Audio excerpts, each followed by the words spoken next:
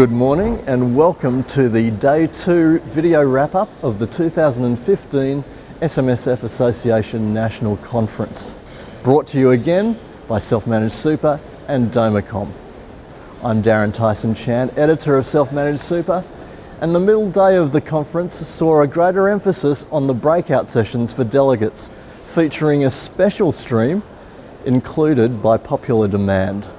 But before these sessions got underway, conference stalwart, AMP SMSF Head of Policy and Technical, Peter Burgess, put forward a solid argument against the common misconceptions about the sector.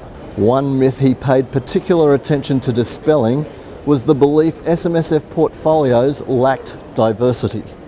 On average, a self-managed super fund member holds more than 50% of their wealth outside of their self-managed super fund. So if we're going to be making conclusions about asset allocations, well, surely we have to take into consideration their total wealth. The first session from the drawdown concurrent stream had Heffron SMSF Solutions Technical Services Manager, Lee Mansell, emphasising the importance of the sole purpose test and how advisors had to look at their clients' intentions and motivations when ensuring compliance in this area.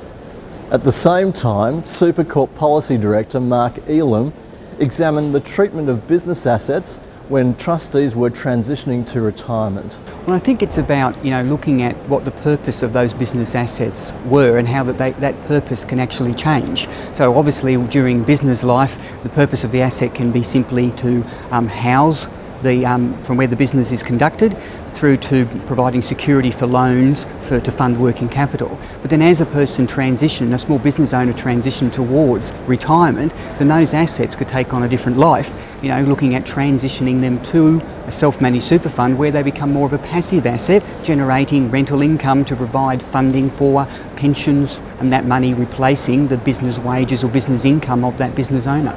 Later, the ATO and ASIC discussed the role of the SMSF auditor. ATO Director SMSF Approved Audits Howard Dickinson said consistency was a key consideration. Obviously our concern is the need to ensure that SMSF audits are done in a consistent manner and that the integrity test they apply to the SMSF sector is applied appropriately and consistently across the sector. ASIC Senior Analyst reporting an audit, Craig Angove, then expressed how impressed he was with the SMSF audit quality.